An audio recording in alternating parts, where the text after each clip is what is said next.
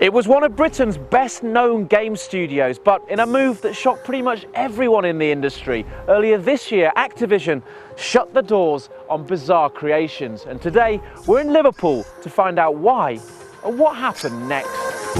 The 17-year-long story of Bizarre Creations was punctuated by a string of classics, from Metropolis Street Racer on Dreamcast to Project Gotham Racing on Xbox consoles and, of course, hypnotic retro shooter Geometry Wars. Its acquisition in 2007 by the world's biggest third-party publisher seemed to herald a bright new future for the studio. But after James Bond Bloodstone and the excellent Blur flopped, Activision took the drastic step of cutting its losses and cutting the studio out of its portfolio. Game over? Don't bet on it. And in the 2 months since this truly bizarre death, 3 fledgling independent developers have already sprung to life. So let's meet them.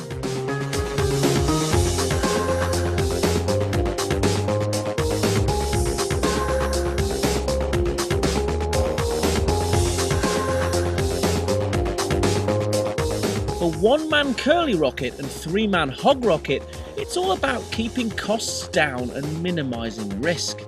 Curly Rocket is an independent developer that I started, I think, just over 6 weeks ago now. Basically, kind of with Bizarre going down and maybe made redundant again, the climate's right for another startup.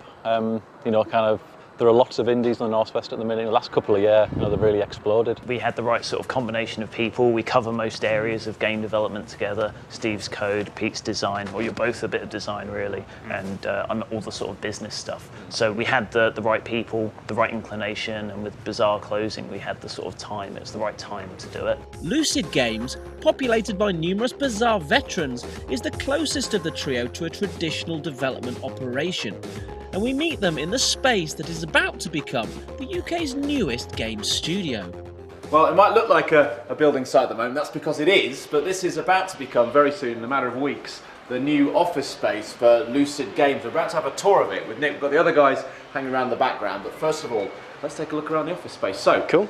This is your office, yes? Yeah, welcome. This will be the new home of Lucid Games. So as you can see, it's a little bit of a building site, as Johnny mentioned, but we are literally a few weeks away from having the floors sanded and the skylights put in, so hopefully it'll be a nice, bright, creative space and a new home for our new studio. So we think we can probably get about 30 guys in here comfortably. So for the early days of Lucid, this will be where the main core team is based. Some work has already begun, as you can see, so our toilets and our kitchen areas have already gone in.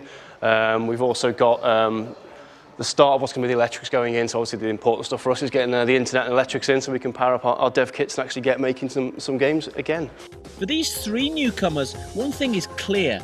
For the time being at least, they've had their fill of big budget, big team, big risk AAA projects.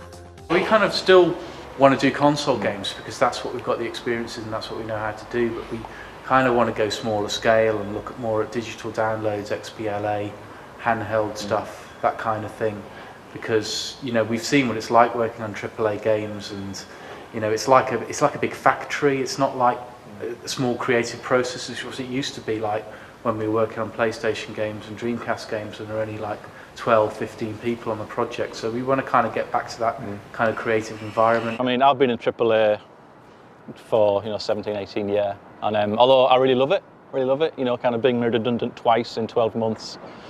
AAA is struggling in certain areas, very boom and bust.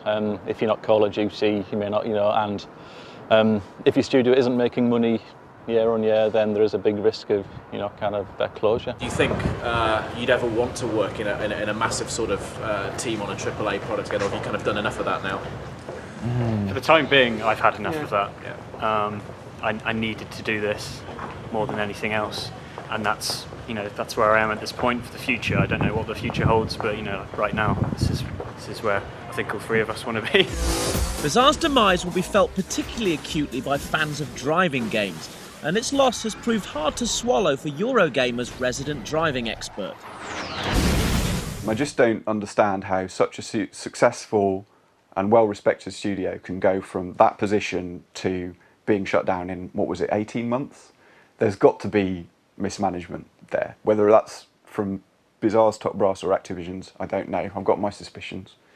But somebody has to have done something wrong. It really ought to have been possible to avoid that happening so quickly. If Bazaar's closure took the industry and gamers by surprise, it wasn't exactly on the radar of most employees either. When it actually happened, I understand there was a meeting where, formal meeting where they kind of read through your options and then obviously announced that they were going to shut the studio. Did any of you see it coming, or was it a shock? I think it was a shock that it was actual closure completely. But it's always unexpected, that kind of thing. The good thing is that we did have that 3-month consultation period, which gave people time to, sort out their thoughts, plan, learn new skills if they need to, so that was a good thing about it, if there is a good thing about it. But of course, everybody was absolutely gutted. I don't think it was a complete shock. We've all been in the industry for long enough to know, and we're all senior enough at Bazaar to understand what was happening. It's still not nice to be told, is it? Certainly wasn't the best day I've ever had at Bazaar Creations, but it's happened. We're moving forward with Lucid, and I think it's easy to look back and go, well, that's the wrong decision, or we disagree with that. It's never the best day in the world when you lose your job, but I guess the next morning was kind of like, well, what do we do next? In hindsight, what do you think went wrong? There's a lot of, that's a difficult question. That was a very difficult question. I mean, it's kind of big publishers, big developers, clash of egos, maybe not quite. Blur's a good game, but it wasn't, I don't think, a mass market game. Once you mix weapons and racing, you kind of lose the focus. It's difficult to sell the kind of numbers you need to sell to make money when you've got teams that size. You need to be shipping 2 million units or so to make money back, and that is hard. So I think, because you're up against very, very strong competition. The market's completely polarised. It's gone to top tier AAA, and at the lower end of the market, indie games and stuff like that. Yeah, it's really the middle's dropped out, right? That's it. It's a flight to value, I think, on the part of the consumers. They want value at the top end where they get everything, and they want value at the bottom end where they also get a lot for 59p, if you like. But there's no room in the middle anymore. Are you surprised that Activision didn't give the studio more time, maybe another project? I was surprised they closed it down. I wasn't surprised there were going to be job losses. I thought they might, trim the staff by 25%, something like that, kind of. But yeah, a total closure. It was just a big blow, a really big blow. I mean, I'd not been there that long, but a lot of the guys who'd been with Bazaar since the early days, they were really crestfallen, I think. But life goes on, as does the games industry. And all three teams are hugely excited about their new futures. One thing I really want to do is be able to say in 10 years' time, Bazaar closing was the best thing that ever happened to me, and try and take it as a positive thing, because it has opened opportunities for us. The personal relationship we've got with these guys, we know them, they're friends. That's definitely going to extend to our professional kind of interactions as well. It's really good to see so much creativity come out of Bazaar. It's really encouraging, and really wish them all the best, and excited to see what they've all come up with. Trying to do a large game like Lucid did, you'd have to get some funding or backing from someone, and we really want to keep that creative control. We want the creative control to do anything we want to do. I think smaller companies now have a perfect opportunity, to be agile. With things like the digital distribution now, kind of bedroom coders can publish to the globe. And that's the first time that's really been a reality. I think really what the likes of us are doing with selling our games online is really going to pioneer where the whole industry is going to be in 15 years' time. Eurogamer TV reported last year on how the UK games sector was struggling to remain competitive at a global level against territories offering generous tax incentives, most notably Canada. And in the wake of Bazaar, perhaps inevitably, some former employees have already made the jump across the pond. When we were doing the consultation period, the agents were getting in touch, and people obviously start looking around for work and that kind of thing. It's more the younger guys, the people that can move, want to move. I mean, I've got a family, children and things, so I'm in the area for the foreseeable, really. And there's an argument where if you chase the job around the UK, what's to say that studio's not going to, close in a couple of years? So there's still very successful companies here. It's just that you hear a lot about closures and a lot about people moving to Canada and that kind of thing. And that tends to be what dominates the news, really. But there's still a lot of games companies, in the UK. There are a lot in Liverpool as well. You've just got to adapt. We, as far as we're concerned, we're adapting and innovating. There's only so much you can, sit around and moan about things for a while. You just got to actually get on with it, and I think people are. The creativity is there and people are doing it. it just so happens that it's more feasible on the lower end of the spectrum rather than the top scale. So that's what people are doing. And this attitude has spurred Curly Rocket's Linklater to set up Northwest Indies, so small companies in the local area can support each other. I created the Northwest Indies group, basically as a kind of social hub for indies to kind of like, stick together, help each other out, and give some of the younger guys a hand. At the minute, we're at 39, and we've got representatives from 18 different independent developers right now. So, and that's in 7 weeks. That's took us to do.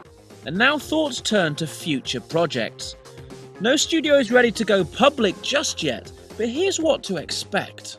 We're not going to be working on 3-year projects or anything like that. It is going to be shorter projects, more gameplay focused games. So that's you're probably going to hear something sooner than you would do if you were working on a AAA game. It's not going to be something that you might expect from the three of us. It's a whole new IP. It's something that's suited for the iPhone and for touchscreens in particular. It will be multi-platform at some stage, but for now it's something that just suits the device really, really well. And as you say, we'll be talking about it a lot more in the next couple of weeks. I want to get my first game out in the summer. Definitely, I need it out in a few months, really. But it should be there. I've got a backlog of ideas. I've got more ideas than I've got time to do. So it's just to get a head down and just keep ploughing on, really. Try and make a business. Former colleagues seem certain to remain friends and help each other out. But what of their old office? We visit on an appropriately bleak day, but are surprised to discover that operations haven't entirely been shut down. So it's about 3 months now since Activision officially closed the door on Bazaar. We've just had a chat with the security guard here. The building is still occupied apparently, it's not completely empty, and now apparently we've just been told it's just core Activision staff that are still making use of the studio's facilities, like a core tech team that are still using it day to day, but obviously no games being made here anymore. Eurogamer understands that these few remaining workers at the otherwise empty studio were Bazaar Creation staff retained by Activision. A sad end then for one of the UK's most talented studios, but a new beginning for its people. And that, of course, means exciting new games to come. From the professional experience you've had in the past year or so, it must be a nice feeling to have your destiny completely in your own hands. Yes, yeah. It's kind of life without a safety net, but at least you know when you're going to fall. We just know that we can build games much more efficiently. We've kind of worked together long enough. We still think consoles are a great place to be. I think there's a lot of people kicking around who really know their stuff and have been in the industry 20 years or longer. So to the likes of us, the three of us, we're upstarts. The end goal is for me to be a small, self-funding developer that can just, kind of do the games I love doing. I totally love doing games.